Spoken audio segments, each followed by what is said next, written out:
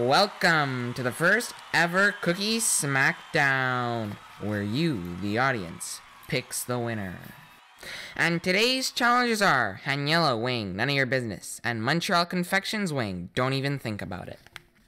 And today's shape will be the Rabbit by Wilton.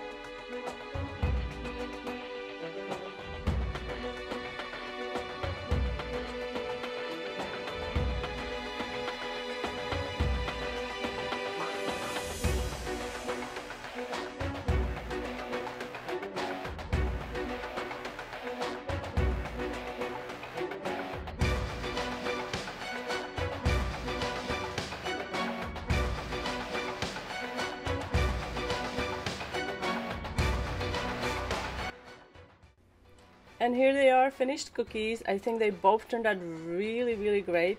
But now it's your time to pick your favorite. I set up a poll in a community tab on my YouTube channel. It's easily accessible for the front page.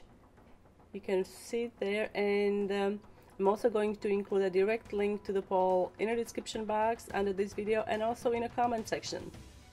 If you have a suggestion for a future challenge, be sure to let us know. Thank you so much for watching, guys, and I'll see you next time.